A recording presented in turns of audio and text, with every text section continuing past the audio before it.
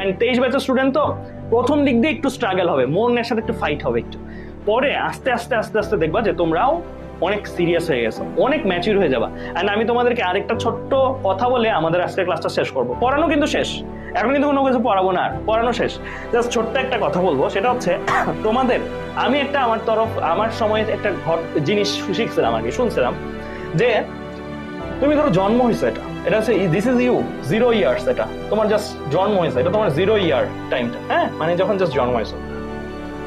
তুমি জন্ম হওয়ার পরে আজকে তোমার কত বছর, তোমাদের অ্যারাউন্ড গড়ে কত বছর বলো তো, একটু কমেন্টে জানাও। যদি আমি জানি যে বয়স অনেকেই বলতে জানা, বাট গড়ে কত বছর আমি ঠিক জানি না যে তোমাদের গড়ে ঠিক কত বছর। তো আমি ধরে নিই ফর এক্সাম্পল তোমাদের এখন ধরো 16 থেকে 18 এই এজটা ধরো আছে, ঠিক আছে, 18 বা 19 এরকম এজ হতে পারে, ঠিক আছে।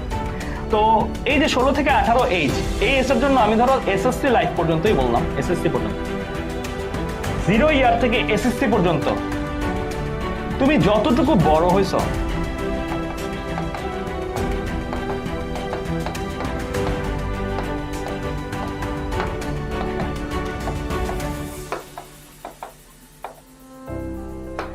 আর এই লাইফটার পরে অর্থাৎ এসএসসি থেকে অ্যাডমিশন, টাইম পিরিয়ড অনুসারে এটা ধরো কত, এটা ধরো প্রায় 16 to 17 ইয়ার্স এর একটা জার্নি, হ্যাঁ 16 to 17 18 এরকম হতে পারে। আর টাইম পিরিয়ড অনুসারে এটা কত, এটা ধরো সাপোজ 1.5 to 2 ইয়ার্স এর একটা জার্নি, ঠিক আছে, 2 ইয়ার্স এর একটা জার্নি। এই অংশটাতে সময়কাল হিসাবে এটা অনেক কম, কিন্তু তুমি কয়েক গুণ বেশি বড় হবে। এটা খুবই ডিপ একটা কথা। কেন ডিপ একটা কথা? কারণ এইটা বড় তো আর মানুষ হাতে পায়ে হয় না, হাতে পায়ে তো শরীরে তো বড় হওয়া আরেক জিনিস, এটা হচ্ছে মনে বড় হওয়া, মানসিক ভাবে বড়, মেন্টালি বড়। টু বি অনেস্ট, তুমি এই লাইফটার যা যা করতেছো তুমি এই টাইমটাতে যে আইদার হাসবা যে কি দুষ্টামি করতাম আগে, আর তুমি কাঁদবা ইস কি ভুল করছিলাম আমি, আর তুমি রিগ্রেট করবা, আর তুমি স্যাটিসফাইড থাকবা। এই টাইমগুলোতে কি করতেছি এটা ভেবে, বা কি করছিলাম আমি, ঠিক আছে। সো এটাই আমি বলবো যে আজকে যেই ছেলেটা বা যেই মেয়েটা অনেক কুল, অনেক মজা করতেছে, অনেক ফানি, অনেক এন্টারটেইনিং, অনেক হয়তো মানে কুল, সো কয়েকদিন পরে দেখবা যে সে চেঞ্জ হয়ে গেছে। অ্যান্ড এটাই বাস্তবতা, এটা সবার ক্ষেত্রে। আমিও তোমাদের বয়সটা এই সময়টা যখন ছিলাম, আমিও মাইট বি অনেক কিছু বেফাস কথাবার্তা বলতাম, অনেক কিছু বলতাম। মাইট বি যেই জিনিসগুলো আমি এখন মনে করলে আমার লজ্জা লাগে, এখন মনে করলে আমার রিগ্রেট হয়।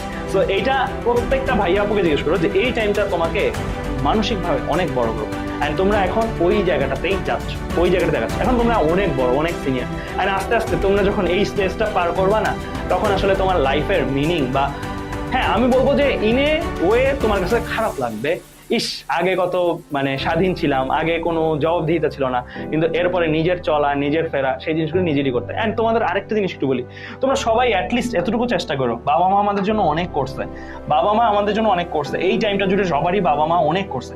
এই টাইমটা থেকে মানে আফটার অ্যাডমিশন টেস্ট প্লিজ আমি বলবো স্বাবলম্বী হওয়ার চেষ্টা